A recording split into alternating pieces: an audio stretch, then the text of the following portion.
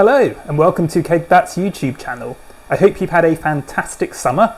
Mine's been great, thank you. I went to Italy, but it's early October, which is a really fun time of the year because not only is it cider season and I've spent a lot of time making cider, which is why my brewery seems like it might be in a bit of disarray, but it's also hop picking season, which is great. In the countryside, it can be very easy to find hops growing wildly, and even in the city, by rail tracks and in parks and places, it can be quite common to find hop plants, and some of you might have some growing in your garden even. I live on a farm and I have plenty of space, and I'm kind of lucky in that respect because I can plant as many hops as I can, basically. Most of the time, I will pick the hop flowers and dry them and put them in the freezer and use them in beers throughout the year. But every so often I like to make a wet hop beer. A wet hop beer is when you pick the hops, don't process them at all, and put them straight into the brew. And that's what we're going to do today, and I'm going to show you how to do that. If you've got a hop plant or you have access to a hop plant, this is really worth trying because you get some really interesting flavours. The hops have to be dried in order to be stored and used, and the drying process gets rid of some of the more delicate aromas and it gets rid of some of the other flavours that you get with a green hop. And putting it straight in the beer is a way of getting those flavours you wouldn't really get otherwise. It's also just a fun way to brew something slightly different. So I've got one hop plant left which hasn't been harvested yet. That is a Sorachi Ace. It's in its third year, and the past 2 years it hasn't really flowered that much, and this year it's kind of gone bananas, probably from a couple of things. We've had a 40-degree summer and then quite a lot of rain, which is very good for hops. And also it usually takes about 2 or 3 years before you start to get flowers appearing on the hop plant. So to make a fresh hop beer isn't that different from making a regular beer. You might have a beer you like to make and you just want to replace the hop additions with fresh hop additions. What I like to do is I like to do IPAs or hop forward styles to really get the characteristics of the hops, and that's what I'm doing here. I'm basically doing a smash beer.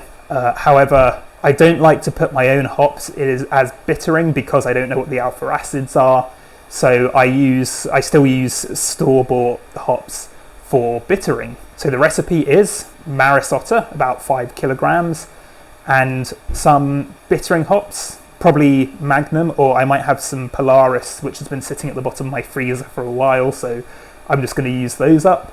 If you don't have Polaris though, Magnum's a really good bittering hop and is pretty much my go-to bittering hop. For an IPA or a pale ale, I would usually do 2 or 3 hop additions towards the end of the boil, like 10, 5, or flame out. But I don't want to throw my hops in during the boil because it's going to get rid of those delicate aromas. So I'm going to do one big hop charge right at the end of the boil. So flame out, throw them in. If this was dried flowers or pellets, I'd normally put in maybe 50 grams at this stage, especially if it was like single stage for like a standard IPA or pale ale, nothing too extreme. However, something to take into consideration with wet hops is that when you dry the hops, they lose 80% or so of their mass. So you kind of have to times the amount of wet hops you put in by 5 for it to have the same effect. So if I put in 50 grams of dried hops, that means I need to put in 250 grams of wet hops. However, I don't know how many I have. I still haven't picked them yet, and we're going to do that later. So I'm going to pick some and see how much I have. If I have 250 grams, that's great. They're going to go in, and I'm going to dehydrate the rest and store them. But I may not have 250 grams, and if not, I'll just put in whatever I have and I'll make a note of it and write it down in my guide. So let's get brewing. So I'm going to mash in now. My normal mash temperature would be about 65 degrees, but because I'm using a single malt variety, I'm going to do it a bit higher just to give the beer a bit more body. So 66, 67 is kind of what I'm aiming for.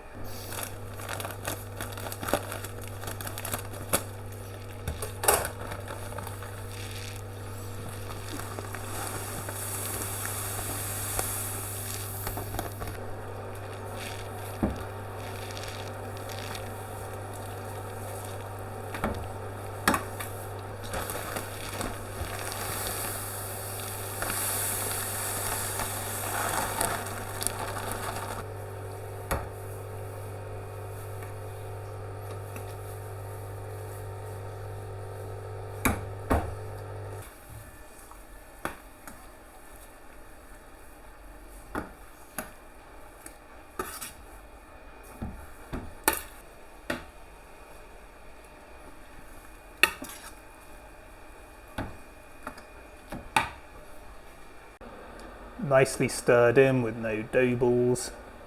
Let's get the recirculation going. I forgot to mention the yeast that I'm using. I have acquired quite a few packs of San Diego Super Yeast. That is a West Coast yeast, so it's quite clean, quite crisp. I'm going to be using that for the yeast for these kind of beers. Again, I would recommend something which is going to showcase the hops over anything else. So West Coast yeast is really good. You can use Kvike, and that can be quite interesting to do because some of the more delicate aromas from fresh hops can disappear quite quickly. So if you use something like Voss, which can ferment in sometimes as quick as like 48 hours, you can capture those fresh hop flavors really fresh, and then you can put that on a keg and then quick carbonate your keg. And we've actually got videos of that, how to do that, so do check them out. I'll put the link down in the description.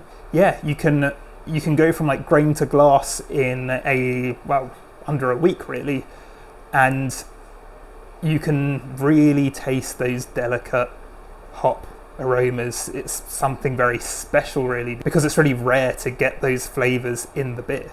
I've got a lot of this yeast that I need to use up, so I'm going to be using this today. So we got the mash on, and that's going now for about an hour and a half, which gives me the time to actually pick the hops. And this hop is huge. I don't think the camera does it much justice actually, because it's got bines growing out like well away from here with loads of flowers on it. So I'm going to pick this ready for the boil later.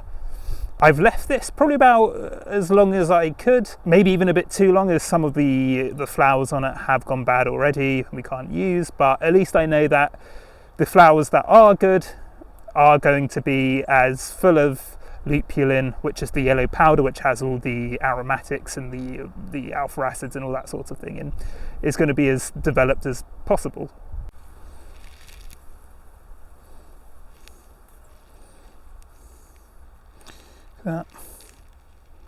Well, that's one down, just another 9,000 to go.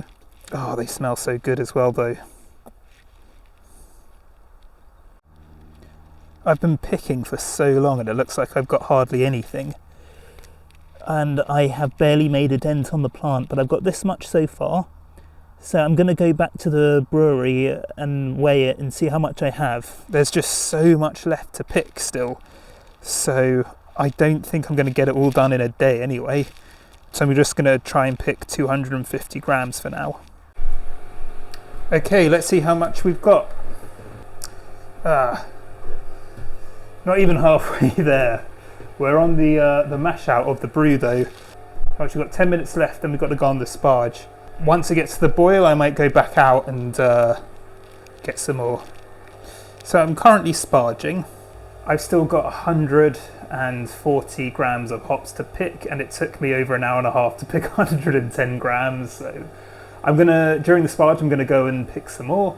I also realised with my yeast, I do have a lot of packs of yeast, but they're about a year old. I've got like 7 packs of that yeast, so I could just pitch them all and see what happens, but because I've put so much time into picking these hops, I'm really excited to use them.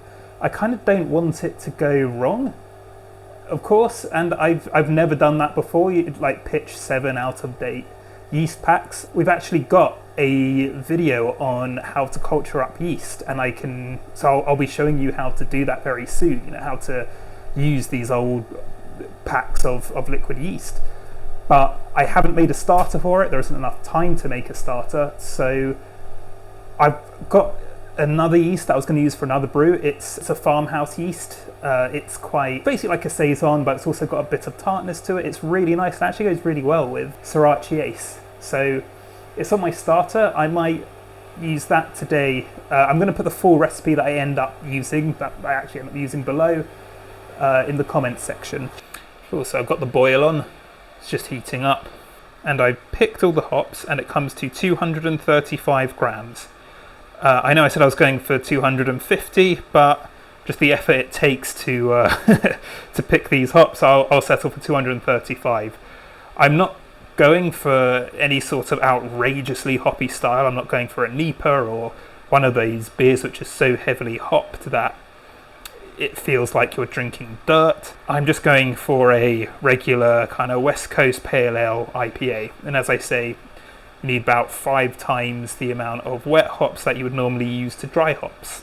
It is possible to dry hop your beer with fresh hops like this, but I choose not to do that because as I was picking through these hops, as I was picking the hops off the bines, like loads of bugs came out, there's even a snail, and so I don't really want to throw all that into my freshly fermented beer. It's like with even going in at the end of the boil, there'll be some heat to sterilize them. As I drain the wort, any bugs will get filtered out with my filter. Right, I found some Polaris in my freezer, and I got 20 grams of that ready to go into the boil for the bittering edition. Polaris is a high alpha, low beta acid hop, which makes it really good for bittering. It gives like a really nice smooth bitterness, and you don't have to use a great deal of it.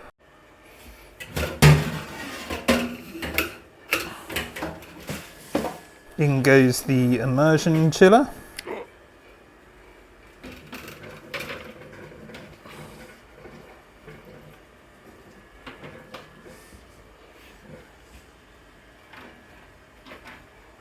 And now the fun edition, the flame out one. Oh, almost knocked my glass over. All these hops going in. Oh, look at all them hops. The beer has done fermenting. It's got to its final gravity, and I've got another brew on today, so I need to clear out the fermentation chamber and even the fermenter. I've got a sample of it here. And out of the fermenter, of course, it's going to be a bit different once it's carbonated and, the keg. It really has that saison aroma. I know this yeast very well, and it's actually not the most flavorful yeast. It does have some saison flavors, I guess, so it's going to be really interesting to see what it's like with these hops in it. But yeah, I'm definitely getting a lot of herb, a lot of spice, some of the nutmeg.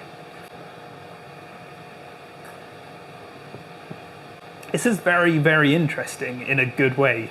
I know it's just out the fermenter, I know the flavor's going to change, but already I'm getting some really, really herby flavors, like kind of dill, a bit of bubblegum, but it actually goes really, really well with the saison yeast. So it's very, very saison-y, but a lot of those are hop flavors. Yeah, I'm really looking forward to seeing what this is like in a few days once it carbonates on keg. Gonna put it in the keg now. It's been a few days in the keg, and I'm gonna see now how the beer tastes. Should be carbonated, so let's try some.